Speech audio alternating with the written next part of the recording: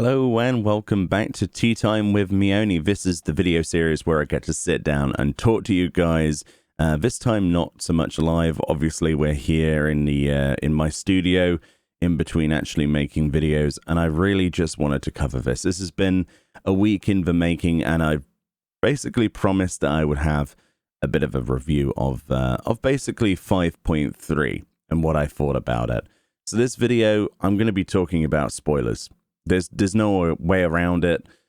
I need to give my true review on this patch. I need to tell you how much this patch meant to me, and the only way to really tell you that is to talk about things that were shown to us. So if you're not all about the spoilers, if you do not want to hear about them, if you don't want to even discuss them, just simply, don't watch this video. You've been warned.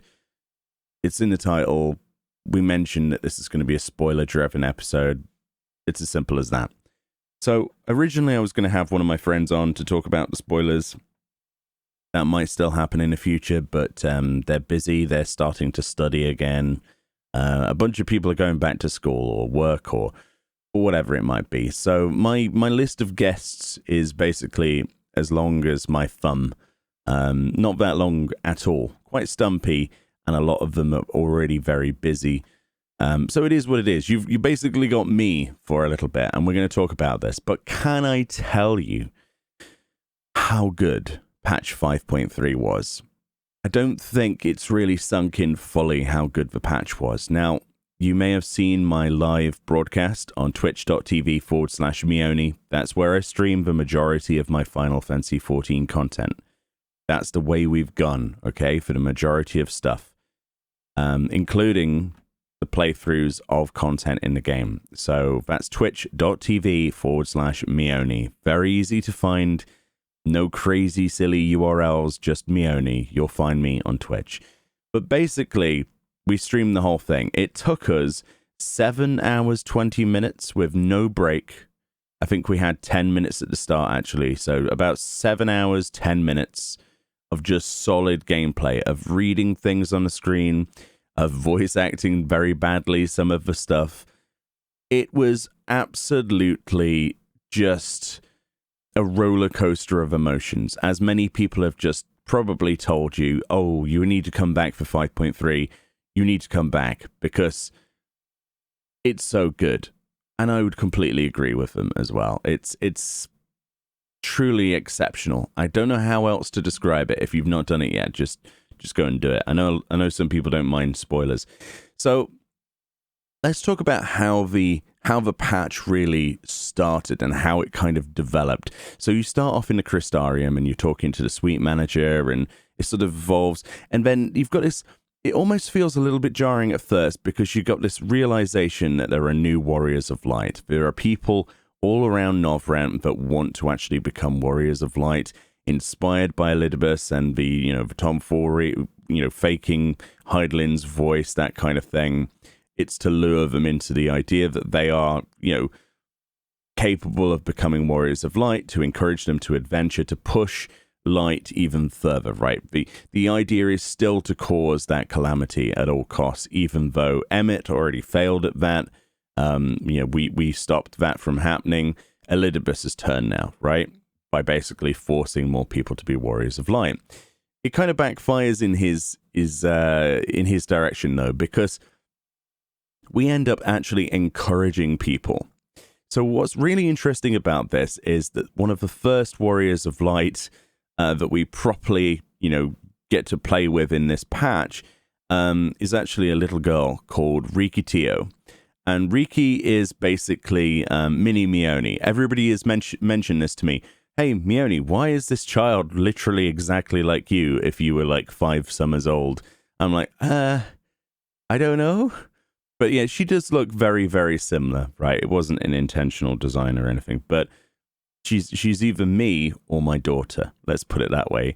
So we had this great time. We actually decided we were going to give her a demonic voice on the playthrough. She was like the demon child. We had a lot of fun, but aside from the memes and the extra stuff we tagged on to make it entertaining, it was a really, really quite heartwarming story. She was a great character, and it kind of a lot of people said to me that this is the bit that didn't stick for them. They felt like, oh, we're going to be doing a load of chores again, back and forth crap. You know, we were even picking grapes in the cutscene, you know, as part of the quest. It was a little bit sort of, it took you back a little bit, but at the same time, not enough to be annoying. It was one of those reminders that this is a sort of gameplay we have, you know, we're used to at this point, but that we're not too high and mighty to not do this kind of thing. Or at least that's how I saw it. But it kind of was important because it told the backstory of who these people are and what the emphasis is for their future, right? We're seeing the youth of Novrent. This is something that you hadn't really fully explored in the storyline. Like, these people are going to have to live with this broken world for the rest of their lives, and they've had children, and it's giving sort of hope to those children and giving them something to look forward to. And in many ways, the Warrior of Light thing that Elidibus did is a massively positive thing. They're going to become the next adventurers. They're going to become the next healers. Like, Riki wants to be a healer, but she doesn't want to use conventional magic. She wants to be a chirurgeon or a chemist, or what was it? Apothecary, sorry. So it introduces not only the idea that these kids are going to have a cool future, but also gives us an inkling of what we could possibly see as future classes or jobs in the game, right? So we had that whole speculation video. We talked about how chirurgeon, chemist, or you know, apothecary, whatever you want to call it, could be the next healer. And this is something that's people have been speculating for a long time, and we've had that for a long time in the game. But it was really the expansion of Shadowbringers that in Crystarium that really emphasized that could be a potentiality. And I think it was important to read between the lines and see that not only is this a good inkling of what we might see in the future for our jobs, but also at the same time to realize that, you know, things are progressing. It kind of tied up a loose end for that part of the storyline in many ways, and I was really happy with how they did that. After that, you progress further and further into the depravity of a situation. You have this whole scene with Elidibus. There's this whole like scene where Elidibus is taking you down a walk down memory lane, and you see things like Herace Velga and Shiva, and you actually have to fight off quite a lot of people. There's Raban there. There's memories from basically every chapter, including the Dragon Song War, and he's narrating this whole situation in speech bubbles. Unfortunately, not all of it was narrated with audio, which was my one gripe for that. But I read that out aloud so that people could get that similar experience with obviously no quality, because I'm not a narrator or a voice actor on the stream. And I think a lot of people enjoyed that. I think a lot of people probably missed a lot of those text boxes as well, simply by how fast they went by. So I had to keep going into the event window and reading through those. But it was a real roller coaster, that section as well. Like, it hit you in the feels. You saw people like, you obviously had Astinian and things. You also had like all the dead members of the Scions as well. You had Mo and Breeder there. I mean, it was kind of worrying, really. There was Horshafont chilling out there, you know, and some of these you had to actually raise your weapon and cut down, as Elidibus himself said. It felt very rough. He was basically, Elidibus's whole idea was to try and dissuade you from your course of action, right? He's trying to dissuade us as warriors of darkness, or whatever you want to call us, right, as the character, from continuing down our path and to let him succeed. Obviously, that's not going to happen. That's why he's summoning like images of, you know, Horshafont and stuff, and many of the other Scions and other things, and we're just like buttering those images down in front of him. Basically, he thinks this is our first rodeo.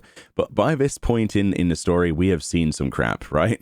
We are capable of just, you know, punting down these images, realizing they're nothing but, you know, nothing more than figments of imagination, and moving on. And he's very surprised by our resolve in this. And it's a real sort of back and forth moment where basically he's trying to convince us to let him do what he's doing. You're also getting the whole point that we're almost convincing him or making him forget why he even did this.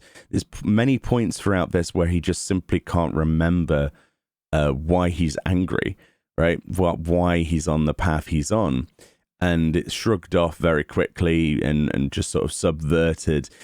Basically, it's showing the idea that maybe he's reachable. Maybe he's a somebody that you can reach out to in terms of storyline and try and convince. You know, we tried it with Emet. It didn't work to the bitter end. But at the end, we had the whole remember me thing, you know.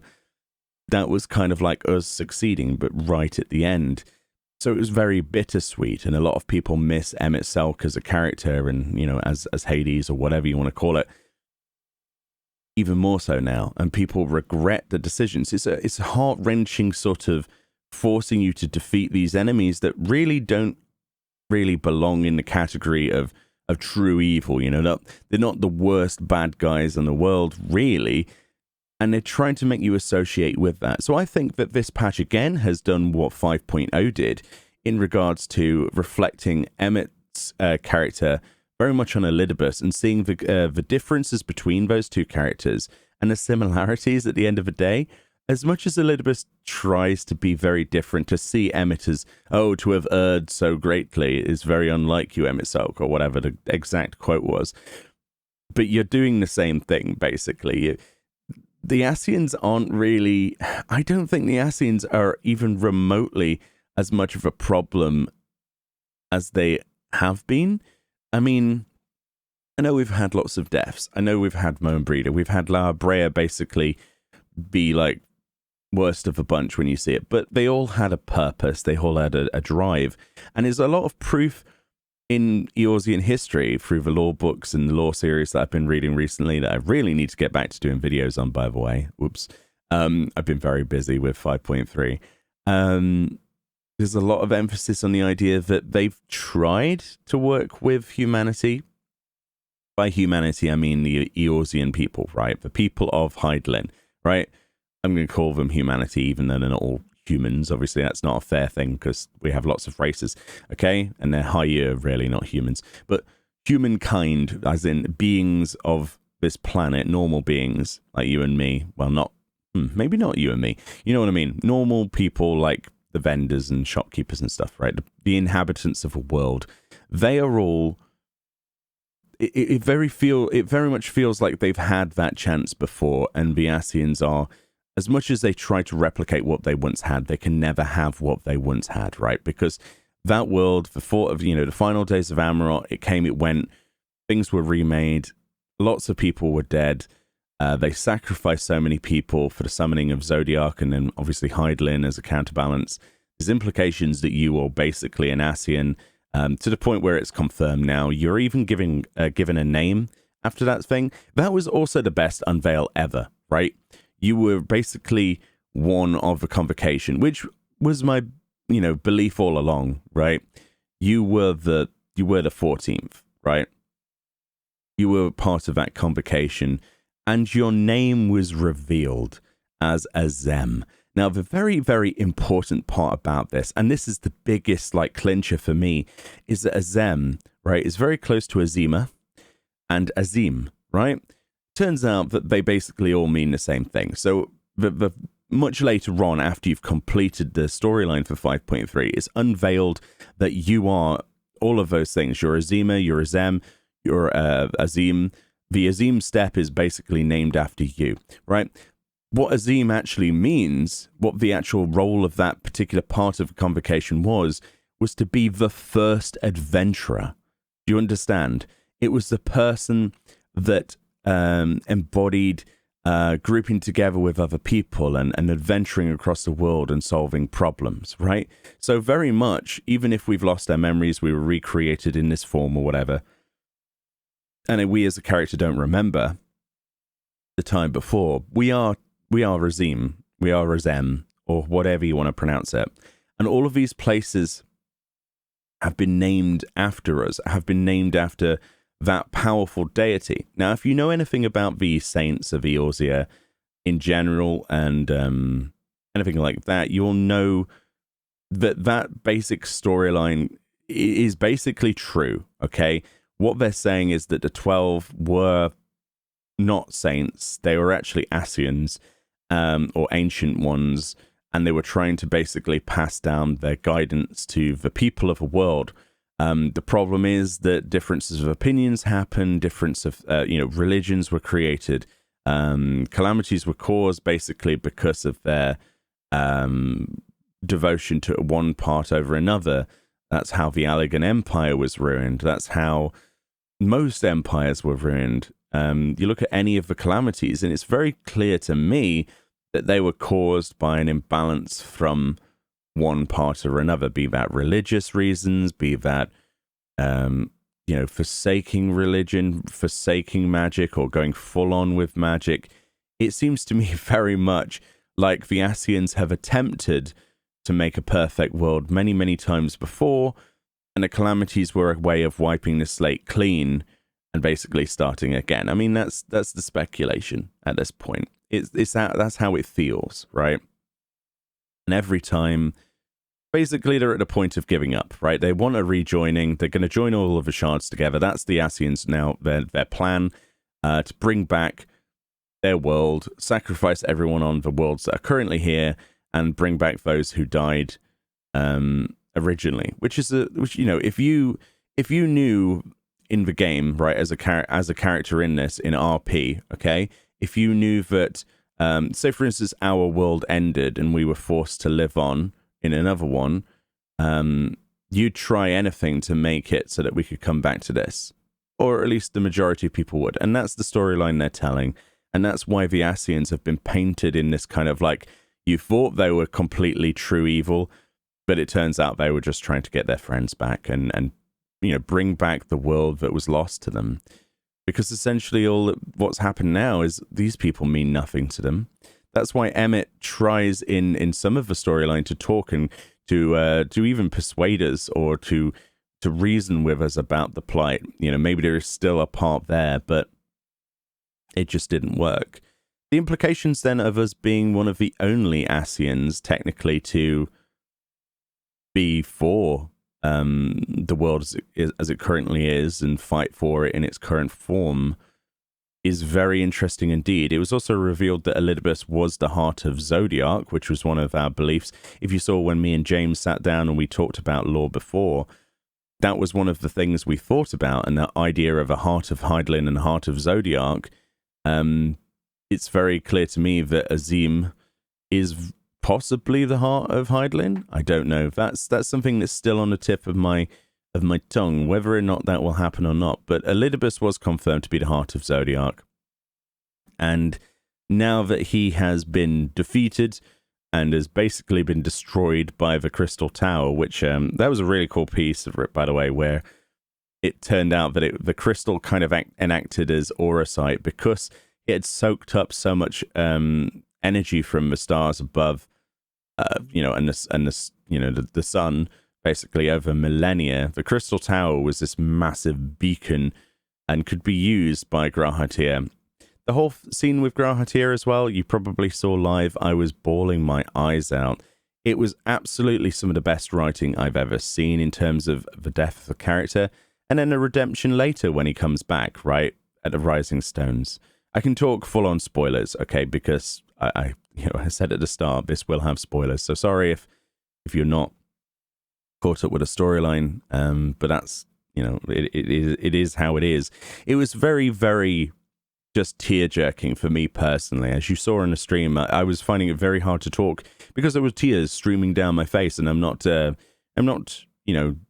macho to admit that. I'm certainly not macho in the slightest, but I do love a good storyline, and honestly, 5.3 painted such a wonderful picture for both the history and the future of the game.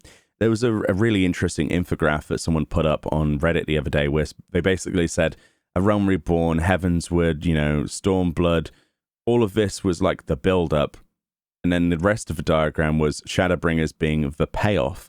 And honestly, I completely agree, and that's what they've sort of engineered from the very start, and it feels like it's been crafted, meticulously. All this stuff was planned out from the start, and it's been fleshed out wonderfully. Now, a lot of that isn't true, and they've had the basic concept of what's going to happen and the core values, but I'm sure a lot of things have changed over time in the way they've done it. So I was very impressed with 5.3 storyline. It was a work of genius, and I don't say that lightly. Yeah, this expansion has been, if it wasn't redeemed already, right? 5.3 has redeemed. I mean, it should be redeemed in everyone's eyes. It's single-handedly the best storyline writing that we've had since Heavensward. And I know that's going to be contrary to a lot of people's different beliefs and ideas of what was the best expansion and all that. I don't really care, right? But the writing was just on point. I said during the live stream, I was like, I really hope the writing team get a raise after this, because it's been so long since I've been brought to tears by a video game. It just doesn't happen these days. It just doesn't happen. You know, I'm 31 years old. I'm a grown-ass man. I play video games, yeah, right? But here I am crying in front of a storyline. What's going on? But it was so well written, and Grahatier I didn't realize how much I actually liked Grahatier until it was too late. And I think a lot of people in my circle of friends felt the same way. And then the redemption later on at the end with the Rising Stones, just ear-to-ear smiles on everyone's face, including my own. It was absolutely just exceptional. Let's briefly talk about the final cutscenes of the patch then. At Rising Stones first. Okay, so we have that whole thing where the Warrior of Light is essentially going to restore the memories to the sealed away Grahatier in our world, because the other one's dead, right, in the first. That was going to happen. That kind of finishes that paradox anyway. That's how I expected that to end, if you remember from our speculation lore videos before. What's annoying to me, though, the one single thing that really annoys me is that we didn't get to see the memories applied to the unconscious sealed up body of Grahatier in our world. We saw the unsealing of the door of the Crystal Tower. We went in there, it fades to black, and then we get a few weeks later. No, I would really love to see a flashback of him waking up. Something like this is usually reserved for when they do a patch in the future. So we might still get that scene as a flashback. They've done this before where they go, oh, look, I remember when you awoke me. And then it's like, do-do-do-do-do-do-do. You know, screen fade into flashback echo mode. And then you're like, oh, what are you doing here? And then like you stick a crystal in his head and he's like, oh, yeah, it's me. How are you doing? But is it me? I'm two people. That would have been a really interesting cutscene to see, but instead it's like a few weeks later. And then we have like Grahatier dressing up in his new adventurer gear, joining Azem on their amazing mission to be Scions of the Seventh Dawn, you know, to spread the word about the averted calamity and, you know, to basically lead towards Garlemald. That's looking where this is going. The final cutscenes, oh my goodness. Asahi says Brutus's body possessed by Fandaniel. I was reminded that Fandaniel was a tactics character.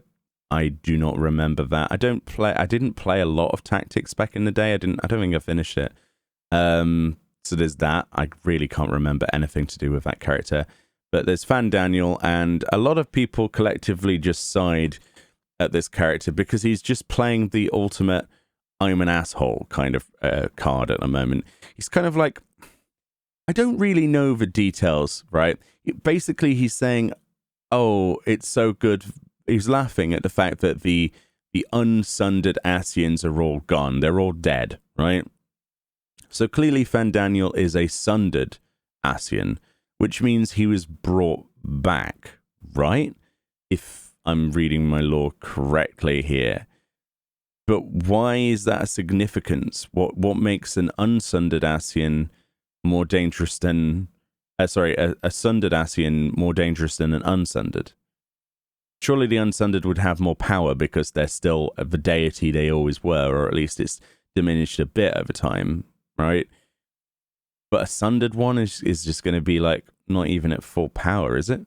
Or am I reading this completely wrong? What makes Fandaniel dangerous to me? I don't know. Will I ever know? Probably not for a few more years. I don't know. Yeah, expansion on the horizon couldn't come any closer, could it? But we're not done with this expansion. That's another thing that people said. It was like, there's a very popular thing at the moment is people going, is this going to be the last expansion? And that's because it's like the fate of this star draws near to the end or something. I can't remember the exact quote. Basically, after looking into that, a lot of people have asked me about this. It turns out that it was kind of like a translation situation and a localization thing. And in the Japanese version, it doesn't say like that. It's, basically foretelling like, oh, the storyline is coming to an end of that particular chapter sort of thing. Like what will happen next, though. It's not the implication that this is the last expansion. And a lot of people are like, oh, how many more expansions are they going to do for this game? Well, probably a few more. I have to apologize if you can hear a plane in the background. I live, unfortunately, very close to an air base. They're very active at the moment for obvious real-world reasons, for, aid and humanitarian stuff. So you're going to hear that occasionally. But yes, I was kind of mind-blown by the plot points that just erupted from 5.3. There was so many memories from this patch, from the goodbyes as well. Like, Seto's goodbye was just heartbreaking. There's a scene where essentially you tell Seto, which is the big birds, right? The Amaros. Okay, they're kind of like the chocobos of the first, where you tell him to close his eyes, and then you turn into Ardbert. Let Ardbert basically kind of possess you one last time a little bit, kinda. And then you stroke his maw and his nose, and you're like, it'll be fine, basically. And that was like your farewell. Well, I'm choking up a little bit actually thinking about it. That's how good the writing was. It was such a bittersweet moment, and then there was some voice acting for it. I was like, oh my goodness. It's just so heartwarming, all right? All of the goodbyes were pretty much amazing. The one I didn't agree with as much, didn't actually feel that emotional about, was the situation with where you go to Amareng for the first time, and is Thancred and Reen and is Magnus. Now, the goodbye with Magnus and the rest of the trolley boys, that didn't feel right to me. It didn't have the same gravitas. It didn't have any punch to it. And I felt like they could have omitted that very easily, because the proper goodbye with Reen and Thancred basically came in the Crystarium much later when we were actually returned there. From a writing point of view, if it was me and I was editing this, I would have cut out that Amareng section entirely with Reen and Thancred. I would have probably had a completely different scene with Magnus and probably a different character. Or maybe we're just going to say goodbye to them individually. That would have been better than actually unveiling the Reen and Thancred saying goodbye situation before the Crystarium. Because when we did get back to the Crystarium, that was a very heartwarming speech from Thancred. The whole, tears from Reen thing, that was very, very real. And I think that it was kind of slightly diminished by the fact we'd already caught up with them again, because you're expecting it to be that goodbye, and it wasn't that goodbye. It was kind of like a bait and switch. So that's personally, it's just a small little disagreement slightly. I loved everything, right? But it's just it's very little to pick fault with. And that's the one thing that kind of went, raised an eyebrow. Like, that's a bit of the sad side. A bit of a, they could have done better there. Or they could have just not had that. And it would have had even more gravitas when we finally saw Reen say goodbye to Thancred. That would have been so much more heartwarming. But it was ungodly heartwarming. But it would have made it even more impactful if we hadn't have seen them in another scene just a few moments ago. The scene with Runar and Y'shtola in the Rak'tika Greatwood was, it was definitely a scene. A lot of people were like, no, get off my waifu in Twitch chat. And I had that sort of same belief. A lot of people said he was very selfish by what he said, by like, don't go, stay here. Even though, technically he overheard conversations and should by now know that if we were to, if the Scions were to stay, they would die very quickly. Their bodies are atrophy, going through atrophy back in our world, and their spirit can't survive without the body and vice versa. Very Matrix-related storyline here. But he says it anyway. Please don't go, I beg you, and has a flower. A lot of people said that was very selfish of him, but I don't think Runar truly, I mean, this is me guessing, I really don't think he truly understood the gravitas of what he was saying. It was more of like an emotional thing, like he'd actually fallen in love with Y'shtola, let's be honest, and he was ecstatic to see her, but he was also definitely desperate to not let her go. I don't think his words meant what he meant them to mean. And actually, he knew the situation, but he was just trying to say things that usually would left unsaid. And even Y'shtola said, you know, like, was almost in agreement with the situation. This was as close as we'll probably ever see with Y'shtola admitting to feelings.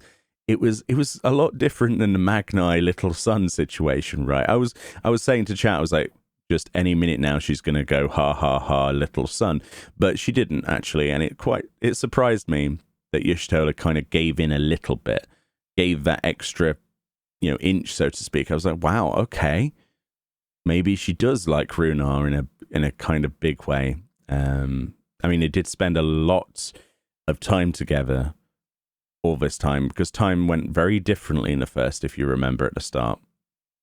She'd been there, what was it, 2 years or more? I can't remember.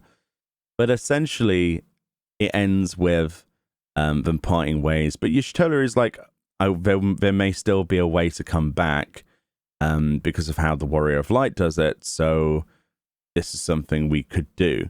So there's the implication then that maybe before the end of the expansion or even into the future, the gang might go through to the first again, to finish off like loose ends, but in their full-bodied and mind-soul connected form, their true power. That would be kind of cool, actually. Like, the boys are back in town, or, you know, and girls, but the Scions are back in town, and we're coming back to finish off a few loose ends. Maybe Y'shtola, you know, will start dating Runar. I can see already a few million people going, no, stay away from our waifu. But there we go. It is what it is. Obviously, we have the Lena goodbye. A lot of people on the live stream, and, well, we're fine with it. I was kind of joking around a little bit at the time. I had already cried so many times. I was just wanting to try and make light of the situation. So I was making a couple of jokes. Somebody said I was very insensitive towards the whole Lena situation. I do apologize for that, but at the same time, you know, entertainment is part of it. I want to be entertaining. It was exactly what I was thinking, and I was trying to subvert my sad emotions with hilarity and humor, which is something that, unless you're a robot, does actually happen in your life. I was heavily criticized at that particular point in the live stream when I uploaded it to YouTube. So I'm just putting that clear, that I did find an emotional scene, but potentially not as much of emotion as the other scenes that I'd already broken down to. And by this point, there was nothing else to break me for that few minutes because of how close it was to the previous breakdown. So I was trying to, like, subvert it. It was a very sad scene. But honestly, the goodbye with Lena was paled in comparison to the Lena scene with Grahatir much earlier on, before we assaulted the Crystal Tower. It was so much, it had so much more gravitas to it. And that one was actually quite sad. But the one afterwards was kind of just like, I'm not so sure. You know, it didn't have the same impact. But by each of those points anyway, I had been broken down and beaten by the storyline so many times. It was, the lore hammer was firmly implanted in my skull at this point. So yeah, what else can we talk about? So the new dungeon in 5.3 is probably one of my favorite dungeons in the entire game. I'm not even kidding. The bosses are brilliant. Apart from the first boss is kind of like, right? Then the second boss is amazing, and the third boss is awesome as well. I've been enjoying farming that with my trust. The dungeon gear that drops in there is exceptional looking. I'm trying to get the healing gear, which doesn't appear to exist, by the way. I'm sure that some people are like, I got it on my first run, Meoni. It's like, yes, good for you. All I get is aiming pieces and maiming, and it's half of the time we don't get a chest piece. I've seen 2 minions drop in there so far. One of them I've used, and a couple of the others we sold, so that's good. It was a really exceptionally well written and planned out. Once again, the writing, once again, the writing. The sound design was exceptional in this patch. Soken and the team really pulled it out. But I really have to hand 5.3 to the writers. Writers, translators, localization team, they managed to translate whatever was written in Japanese with the same heart and emotion that it had at its original core, I'm sure. And also the voice acting was on par. It was so good. I wish there was slightly more of it, but I'm being greedy at this point. I'm a sucker for having stuff read to me rather than reading it myself. But yeah, it was so good. The trial at the end, you versus the true warrior of light, Elidibus, that had a smile on my face again from ear to ear. Exceptional fight. I've still yet to do the extreme version of that. Unfortunately, my static's having a bit of issues at the moment with people returning to work and study and stuff. So I don't know when we're going to do that now, unfortunately. But it is a really, really cool looking normal mode fight, and yeah, it was such a good ending to that whole scene with the whole Grahatir and the Emet-Selch appearance with the shade there. Just everything was timed perfectly. The situations built up beautifully. Like, it reached a crescendo at the right times. The plot points unfolded just when they needed to. You know, you got exactly what you wanted, that satisfaction, and more so, and then a stab right through the heart, and then it, you know, the sword was pulled out of the heart, and it was a slight sliver of hope, and then he dies, and like, you know, Grahatir. And then you're like, no. I even said, like, goodbye, my friend, whilst I was crying. And I think that was probably clipped a million times from my live stream. It still hits me hard watching it back now. Honestly, 5.3, I cannot say this enough, was easily my favorite. I'm just going to say it. 5.3 was my favorite storyline patch of this entire game. There you go. I said it. I didn't think I was going to say it, but I've said it. It was going to be so hard to top. It really is. There's another thing I want to talk about, and that's at the end of 5.3, where clearly at the end they're wrapping everything up. We have the Grahatir redemption bit. We have like all the smiles. Can we just talk for a moment about how good those cutscenes were back to back with the eating of the bread, right? The eating of the bread, the sipping of the tea actually disappearing, the cake being actually bitten into, the animation quality of people like brushing off the thing, dropping a cane and picking it up again, catching a pouch of coins in midair with Thancred's case, Y'shtola finishing off a tea, then like jumping from her seat, Alice leaping off the side of a building whilst unsheathing her weapon and smiling, and the wind through their hair, the footsteps, the way Tataru walks with a smug smile on her face. It didn't look like Final Fantasy XIV. This looked like some other amazing mo-capped game. Those animations were so good, I could not believe my eyes. We have to mention it. The animation team, I don't know what they were drinking this time, but please give them much more of it. You know, feed them what you fed them this time. And at the end of the day, it was the icing on an incredibly tasty cake that you just bite into, and it's soft and it's smooth and it's moist. That sort of moist sponge cake taste, you know, with that buttercream and the jam. It felt like we were eating this beautifully rendered full course meal from the start of the Crystarium. You know, you have that bit of an appetizer, then it goes full on into this beautiful main course that, you know, honey roasted salmon side with, you know, plenty of honey in it. That sort of just that sweetness as well coming through the fish. Sorry, can you tell I'm hungry? I'm comparing it to food. And then you have like the beautiful drink to go with that, whatever your poison is. If it's a bottle of Kirin or something, you know, that lovely ice frosted beer on a hot summer's evening, and then you wrap it all up with a big slice of sponge cake that was crafted so meticulously, like it was crafted crumb by crumb. That's how the whole storyline felt to me. And that ending with the animation quality, I was like, oh my god, can we have more of this? When are we getting that emote? When are we getting that emote? That one.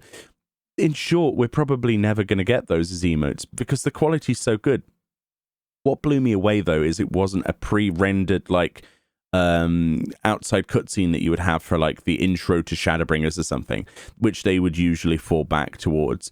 It was in-engine animation stuff, like an in-engine cutscene, but the fluidity was, like, I've never seen anything so good in an MMO like that before. I honestly have never seen animations in an MMO RPG like that in a cutscene in-engine. I just haven't. I haven't seen that in Black Desert. I know it's more stylized than that, but I haven't seen it in any of the groundbreaking, like, new hotnesses, you know? It blew my mind, and I think it blew the mind of everyone who watched the Twitch channel when I was streaming it. We were all like, "Oh my god, this is incredible." Honestly, 5.3 for me, not only was it a roller coaster of emotions and probably the best story writing, the best music sort of adaptation for what was needed on screen at the time. It wasn't overdone. Also, the voice acting was sublime in English. I played on English. A lot of people say that Japanese is better. You say tomato, I say tomato. That's how it's going to be. I like the English voice acting. I thought it was really good this time around. Improved massively from A Realm Reborn, right? We can safely agree on that. What more is there to say other than I've never been happier playing through content in a patch? I was very satisfied with this patch. And it's the patch that keeps on giving because it wasn't just storyline. We had so much other stuff. Just bear in mind, okay, I want to just spread the word that these people, okay, the people at Square Enix that worked on this patch, not only did they do this under current world situations, they were working at home, they had to set up temporary offices, they had to work around their family, they had to devote a lot of extra time to it, they had to devote extra time because of rendering times would be increased 100-fold. There were so many technical internet limitations, technical limitations with the hardware. They had to deal with all of this whilst social distancing, whilst under lockdown. They weren't able to go into the offices. You know, they only wrote part of this, I think. They only started on 5.3, right? And then the rest was fleshed out whilst people were working at home. And I have to say, the fact that they were able to meticulously create something as well as they did, Square Enix might have to consider letting the animation team, at least, and the writing team work from home, because it's top tier. There isn't a movie I've watched in the last 3 years that's had writing as good as this. I swear to God, there is nothing that's been written as well as this. I'm going to come across all fanboyish, aren't I? And people are going to say, "Oh, you don't see any negatives in it." Well, honestly, it's very hard to pull negatives out of this. Like I say, certain scenes, like the one in Amarang, annoyed me a little bit. The start in a Crystarium annoyed me until I realized who I was dealing with, and Riki was like, I don't know. It was such a heartwarming story. I can't dislike it. There was not as much running around as usual. It felt fluid, I think. I don't know. I can't find fault with it. Oh, there was one scene, actually. I can't remember exactly, but I mentioned it on the live stream. The sound design did kind of cut off. It was all epic and then went ooh to a different theme. And it was a bit jarring, but that was mid-cutscene as well. I can't remember exactly. But, you know, I'm pulling at straws trying to find something to hold on to be negative or critical. I can't do it. I can't find something. I'm sure a lot of people will disagree with me, and there's lots of people that are, you know, disagreeing with 5.3. And I find it amazing to find, to read their accounts of things. They're either being very overly cynical or something specific they didn't like enough to mar the rest of the experience. But for the most part, I think the general consensus is that 5.3 was a massive success. And that's without looking at anything other than the storyline, guys. We've had the Nia raid, which I personally don't mind. It's not my favorite of the two that are out there at the moment. I preferred Copied Factory, but I'm sure it might grow on me. I don't know. The first week experience is always very different than the future ones. So we'll have to wait and see before I can make an opinion properly on that. I felt that the bosses had too much health, personally. But that could be just the groups learning it. I don't know. The storyline was pretty good for Nier. Yeah, there's so much that, like, I could talk about. that needs more time to be talked about, I think. The Beast Tribe is really hilarious. The implication that we might be getting a tank mount out of that is just... It makes me smile. And every time they bait and switch with a cutscene, it's like, here's this tank. Here's what you could have got. And then when we finished it the other day, and it's like, no, this is a prototype. You can't have this one. It's like, no, give me the tank. I want to roll around and crush people. Maybe that's just me. I don't know. Yeah, I don't think the game has been in a better place, and it's been long overdue, right? We've had 3 odd months of just pain and suffering trying to find things to do, and finally we have stuff to do it on, and hopefully people are enjoying it like me. If not, then I'm really interested to see what you say in the comment section. So before we go then, let's just talk about the current events in the game. We have Moonfire Fair. This will be going away on the 26th of August. Just to let you know, it's currently the 18th, so you have a little bit longer. That comes with a brilliant fire emote, like a fire dance, which is pretty nice. Get that for free, watch you can. And it also comes with a free glamour set, which has a beautiful summer pareo. There are male and female differences slightly. You can see that in the videos I have made on the channel. If you just simply search for the event, it'll probably come up, or just look at the videos I've made. Then we're getting the Yokai Watch event as of tomorrow, August the 19th, because it's the 18th whilst I'm making this video. And that will be lasting from August 19th all the way up until 5.4's release. For more details on that, we've done event videos and talking about that.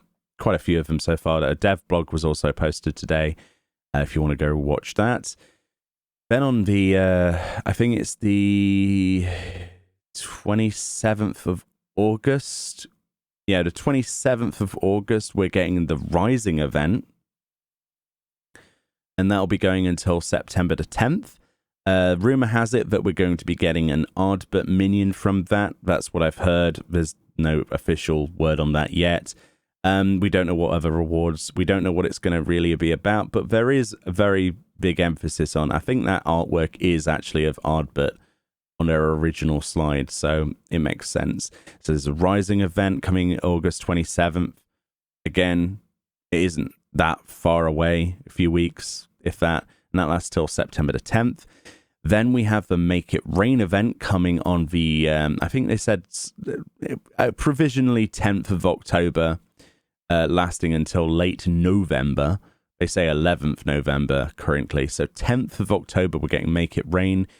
Here's the implication and rumors apparently that we're going to be getting some new mini games from there, like Finer Miner and stuff.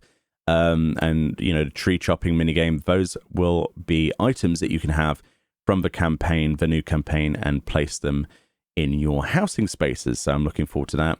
And hopefully they bring back the hair, because everyone keeps asking about it.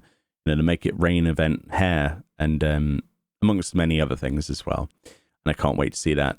They did say at one point that there most likely will not be a Halloween event this year in the same traditional sense, because their development time hasn't allowed for it. And instead, I think they said they'll be doing something in the Gold Saucer for it instead. So, you know, we can't complain too much. We've got an event currently on. We've got an event tomorrow. We've got an event in late August. We've got Make It Rain campaign. Then we've got 5.4 at some point. We've got 5.35 in October sometime, perhaps. We've got 5.31 much closer. There's a lot of stuff, right? It started to flow again. The content has began to flow again, and it is nice to see. It's a great place to be. And if you want to get your friends in, obviously they can play for 3 up until level 60 and have Heavenswood for 3. So if that's not the best way of getting them in, I don't know what is. Anyway, that's been my video reacting mostly to the 5.3 stuff. It's been a little bit spoiler heavy. Hopefully you've enjoyed it. I've talked very vague about individual points. I'm sure there'll be more speculation that I want to cover on this topic, but we'll make sure that we spoiler tag that in the future. I'll try and get James and a few other people to actually come on this. It's very difficult to find time these days to get people onto not a podcast. It's never a podcast. It's whatever this is, tea time. And yeah, I'll try and get people on it. Try and get some new faces to talk about stuff. But for me today, thank you kindly for watching. Let me know what you thought about any of the stuff talked about today. And I will indeed see you all next time. This is where I'm doing a bow. That'll do. Goodbye, everyone.